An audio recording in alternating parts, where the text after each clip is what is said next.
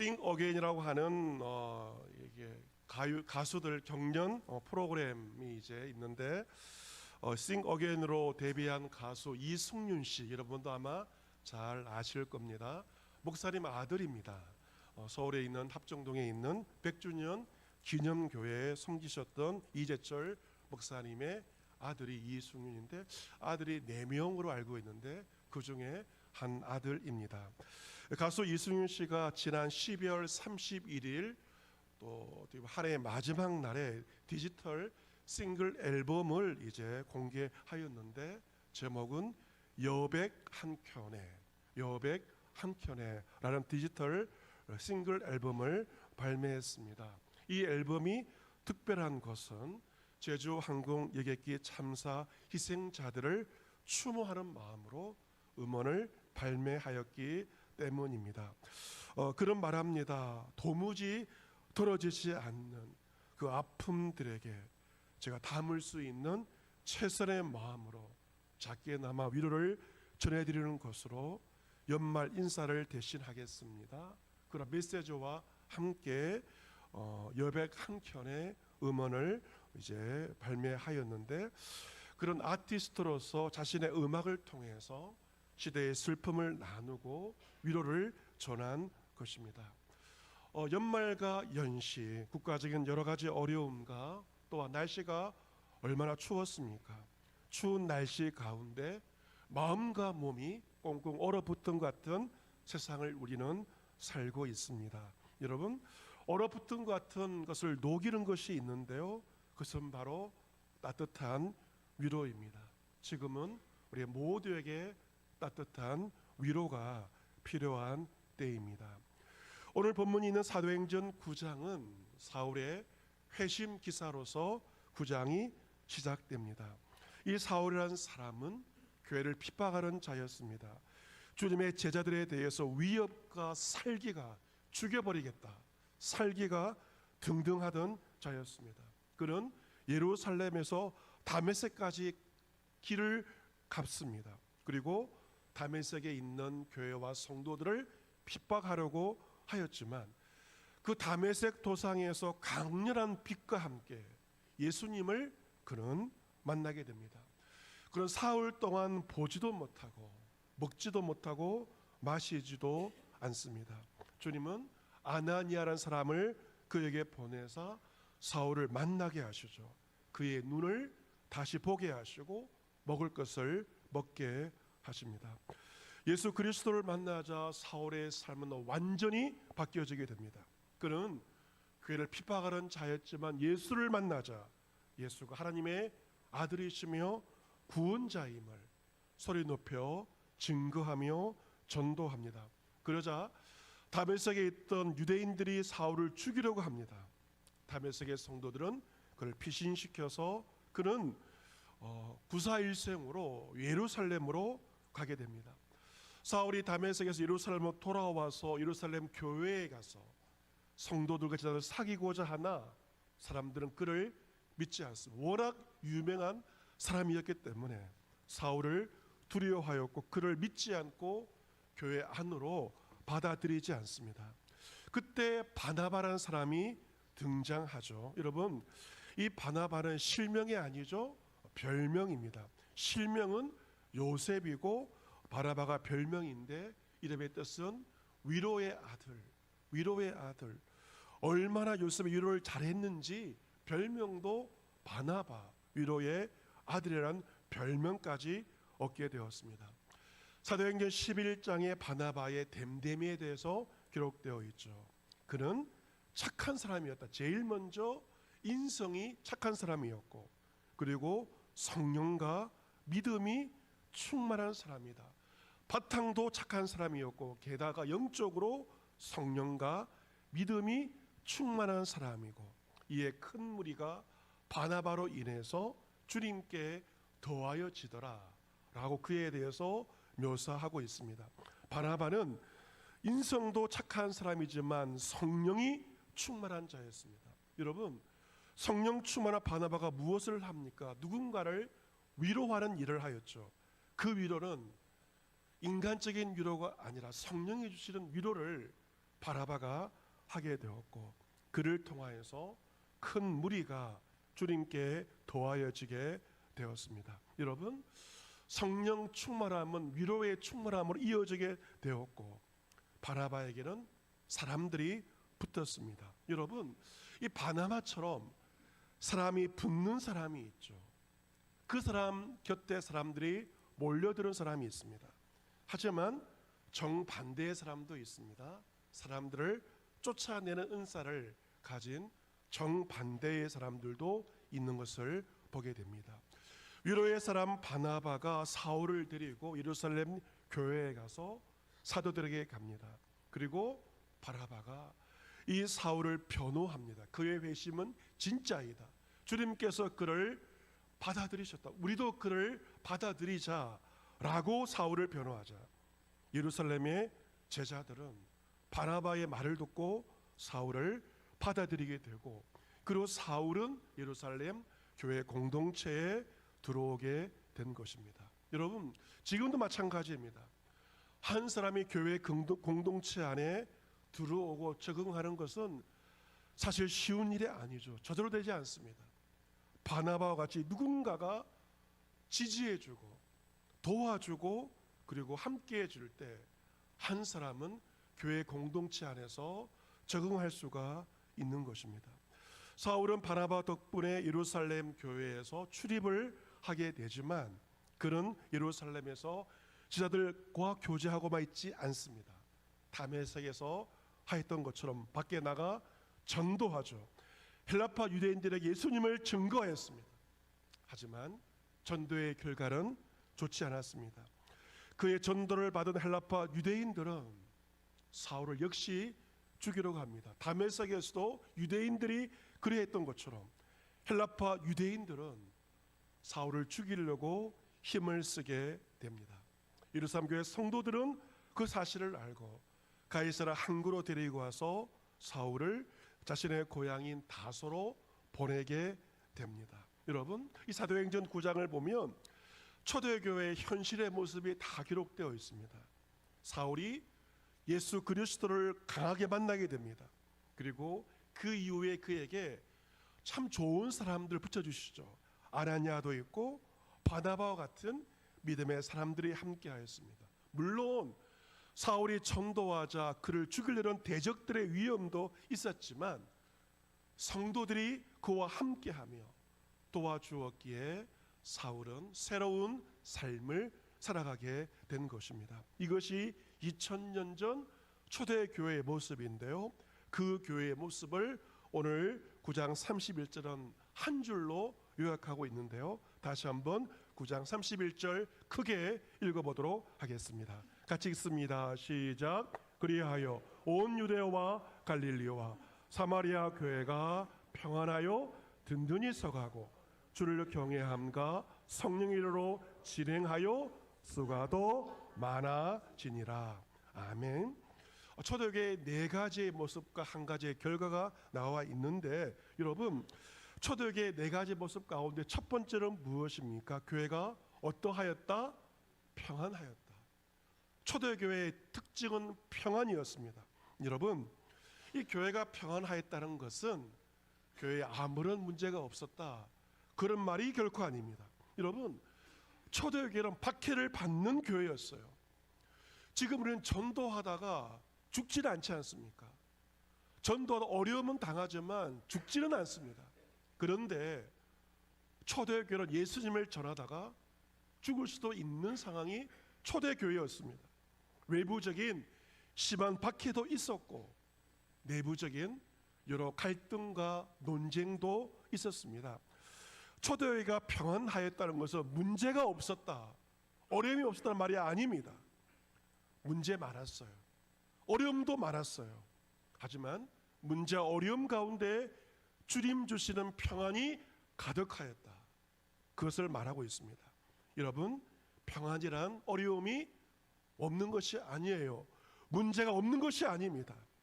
어려움과 문제를 직면하지만 어려움과 문제 가운데도 주님 주시는 그 평강을 누리는 것, 그것이 바로 초대교회 성도들의 모습이었습니다. 초대교회의 첫 번째 요소가 평안이었던 것처럼 오늘날도 교회에서 제일 중요한 첫 번째가 무엇입니까? 바로 평안입니다. 이 평안을 다르게 말한다면 화목이라고도 말할 수가 있죠. 영락교회 한경직 목사님, 한국교회의 가장 큰 어른이셨는데요, 한경직 목사님 유명한 말이 있습니다. 교회는 화목하기만 해도 부흥한다, 그런 말을 하셨습니다. 그것은 그만큼 화목이 어렵다는 것이죠. 여러분, 가만사성, 이 집도 화목해야만 모든 일이 잘 된다는 말이 있는 것처럼 교회는 무엇보다도 여러 가지 어려움이 있다 할지라도 주 안에서 평안해야만 교회의 모든 일들을 잘 감당할 수가 있는 것입니다. 초대교회는 무엇보다 평안한 교회였고, 두 번째는 든든히 서가는 교회였습니다. 여러분, 이 든든히 서갔다는 것은 초대교회 교인들이 교회를 든든하게 세워갔다, 그런 말이 아닙니다. 왜냐하면 이 성경의 헬라어 시제를 보면 수동태로 되어 있습니다. 초대교회 교인들의 힘과 능력으로 교회를 든든히 세운 것이 아니라 하나님에 의해서 교회가 든든히 서갔다, 그것을 말하고 있습니다. 물론 우리가 교회를 든든히 세워가기 위해서 애를 쓰고 노력하지만 교회는 본질적으로 하나님에 의해서 든든히 서가는 것입니다. 그 누가 교회를 핍박하고 흔들려고 하여도 하나님께서 교회를 든든하게 세워 나가시는 것입니다. 세 번째 초대교회의 특징은 주님을 경외함이 있었습니다. 여러분, 이 경외함이란 공포와 무서움, 그것이 아닙니다. 이 경외함은 하나님의 임재 앞에서 느끼는 거룩한 감정이 바로 주님을 경외함입니다. 초대교회 성령의 역사가 강하게 임하였습니다. 이 성령의 임재 앞에 사람들은 거룩한 두려움을 느끼게 되었고 주님을 경외하게 되었습니다. 여러분, 교회는 거룩한 공동체입니다. 교회는 들어오기만 하여도, 교회 안에 들어오기만 하여도 이 경외감을 느낄 수 있어야 하는데, 초대교회는 주를 경외함이 있는 교회였습니다. 그리고 마지막 네 번째, 초대교회는 성령의 위로로 진행하였다라고 기록되어 있는데요. 여러분, 이 성령과 위로, 이것이 원문을 보시면 같은 어원으로 되어 있습니다. 여러분, 이 성령님이 어떤 분이실까? 올해 우리 표어가 오직 나의 영으로 성령으로 되느니라, 성령님을 잘 알아야 되는데 예수님께서 성령에 대해서 이렇게 말씀하셨습니다. 내가 아버지께 성령을 구하겠다. 그가 또 다른 보혜사를 너에게 주사 영원토록 너희와 함께 있게 하리니 그는 진리의 영이라. 세상은 능히 그를 받지 못하나니 이는 그를 보지도 못하고 알지도 못함이라. 그러나 너희는 그를 아나니 그는 너희와 함께 거하시며 또 너희 속에 계시겠음이라 라고 말씀하셨습니다. 예수님은 성령님을 뭐라고 말씀하시는가? 보혜사라고 말씀하시는데, 이 보혜사는 이 헬라어 파라클레토스를 한문으로 표현한 것이 바로 보혜사입니다. 이 파라클레토스는 합성어인데요, 그 뜻은 뭐냐면 옆에 있도록 부름받은 이, 이것이 바로 파라클레토스의 보혜사의 뜻입니다. 성령은 내 옆에 있도록, 믿는 자 옆에 있도록 부름받은 이가 바로 보혜사 성령님이십니다. 여러분, 성령께서 왜 내 옆에 있습니까? 무엇하기 위해서? 도와주기 위해서. 오늘 성가대의 찬양의 가사처럼 나에게 무엇을 주기 위해서? 힘을 주기 위해서. 나를 도와주고 힘을 주기 위해서 내 옆에 있도록 부름받은 이가 성령님입니다. 여러분, 위로의 뜻도 파라클레토스와 거의 비슷한데요, 위로가 무엇인가?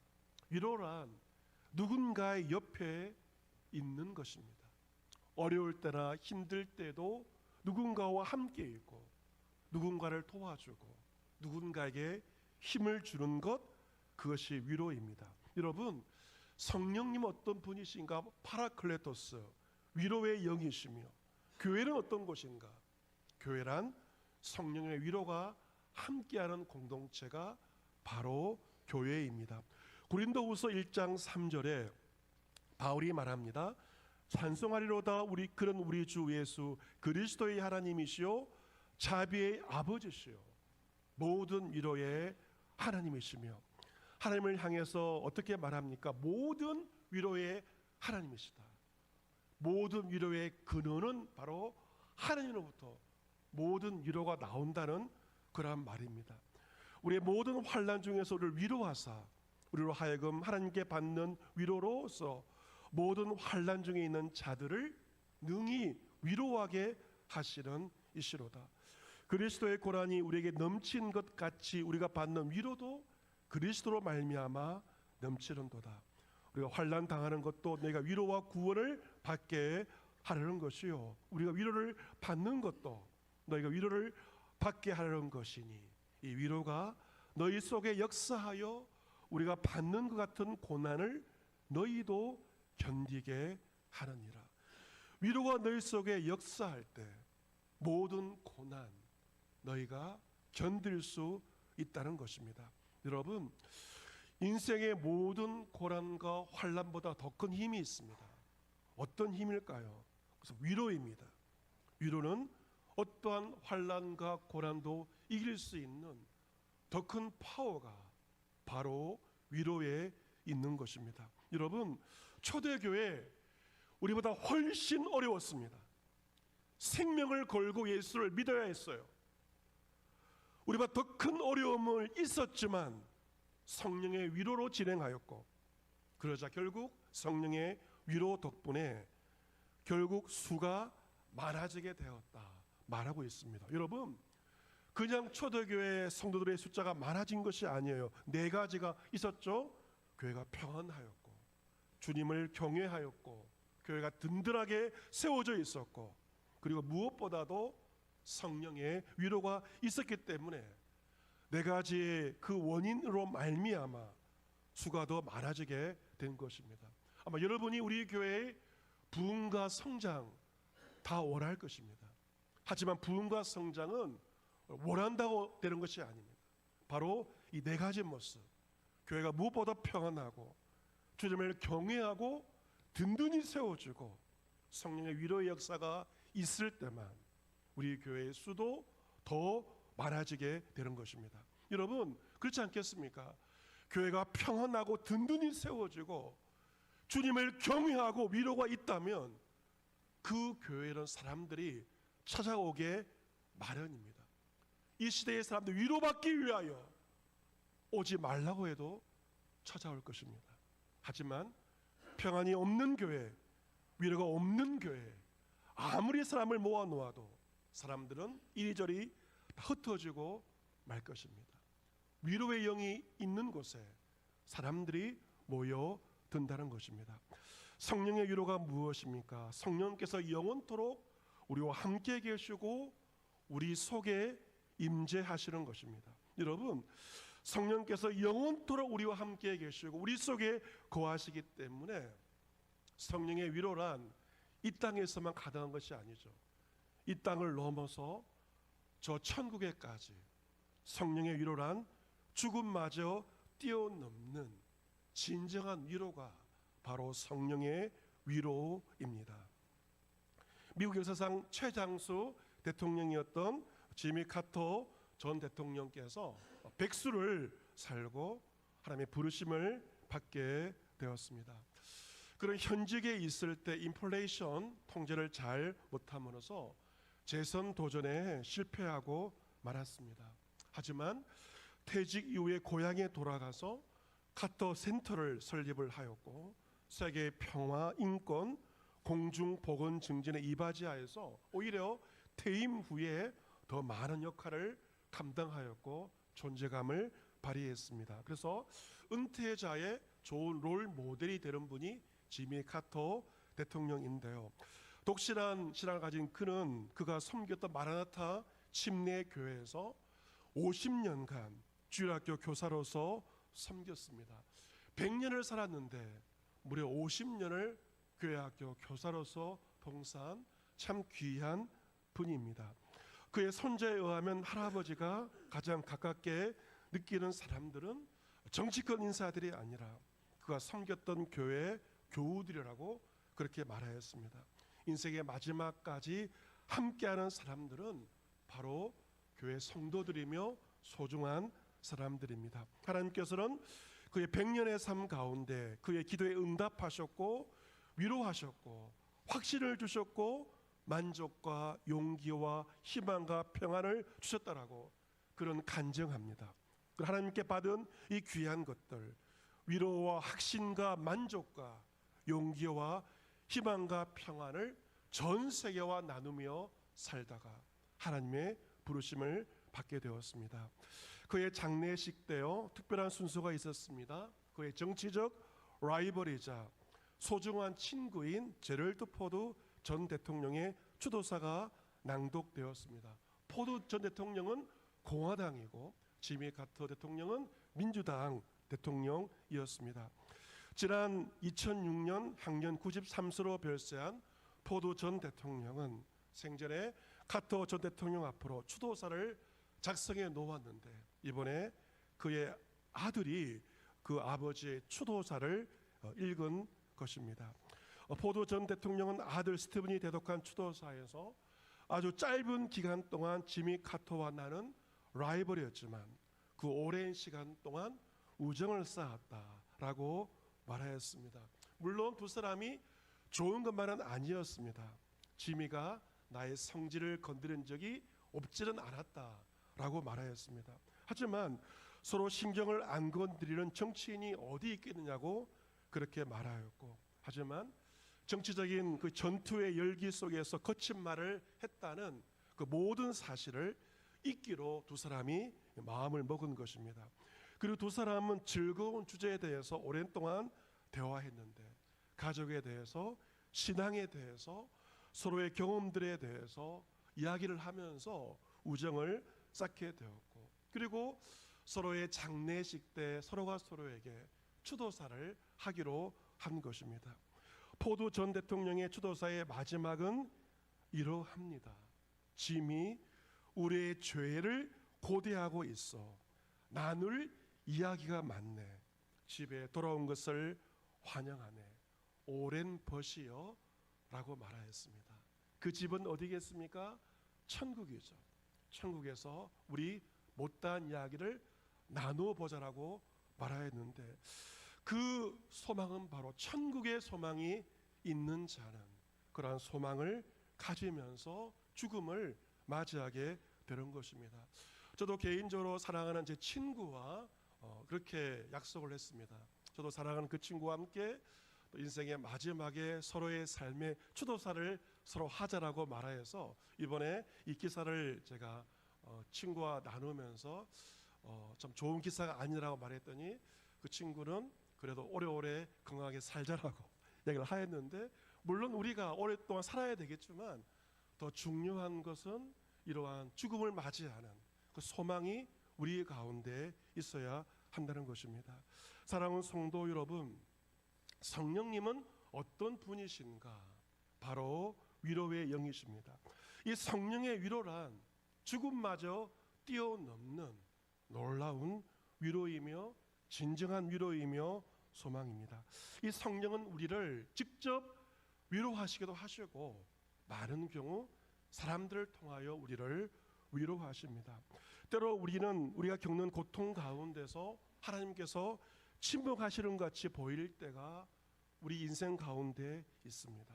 하지만 기억해야 할 것은 성령님은 침묵해 보이는 그 현실 가운데도 여전히 우리와 함께 하시며 위로한다는 사실입니다. 가장 고통스러운 그 순간에도 사람들은 위로하지 못한다 할지라도 성령님은 우리와 함께 하시며 우리를 위로하시는 분이십니다. 그 성령의 위로를 받은 자로서 우리는 어떻게 살아가야 됩니까? 누군가와 함께하며 누군가를 위로하는 삶을 살아야 합니다. 여러분이 누군가의 바나바가 되셔야 되고 누군가를 지지해 주는 사람이 되셔야 합니다. 여러분께서 이번 한 주 하셔야 할 말은 어떤 말을 많이 하면서 살아가야 되는가? 우리가 설교를 듣기 전에 했던 인사말을 많이 하셔야 됩니다. 어떤 말이었죠? 다 잊어버리셨나요? 그렇지 않죠? 힘들지요? 힘내십시오. 순서가 바뀌면 안 됩니다. 힘내라고 말하지 마시고 먼저 힘들지요라고 말하고 그 다음에 힘내라고 한번 해보시길 바랍니다. 지난주 제일 추웠던 날, 그때 제가 점심 먹고 이제 교회로 오면서 마침 거리에 이제 붕어빵 파는 가게가 있어서 붕어빵을 이제 교회 올 때 사가지고 와서 함께 나누어 먹었는데요. 그러면서 붕어빵을 이제 담는 그 상황에서 얼마나 날씨가 추웠는지 모릅니다. 그 거리에서 그 붕어빵을 굽는 분에게 그냥 한마디 했습니다. 많이 힘드시죠? 그 한마디 말을 했을 때 그 장사하신 분이 얼마나 기뻤는지 모릅니다. 너무너무 감사하다고, 너무너무 감사하다고 한마디 말을 했을 뿐인데 받아들이는 분은 너무나도 고맙게 그 말을 받아들였습니다. 특별히 자영업자들이 많이 어렵다고 하지 않습니까? 여러분께서 이번 한 주간 어디를 출입하고 누구를 만날 때 해야 할 말은 바로 이것입니다. 힘들지요? 힘내십시오. 모두가 저마다의 힘겨움과 고통 가운데 우리가 살고 있는데 따뜻한 말 한마디가 살아갈 용기와 힘이 될 것입니다. 우리 교회가, 이 땅의 교회가 2000년 전 초대교회 같은 그러한 모습이 되어야 할 것입니다.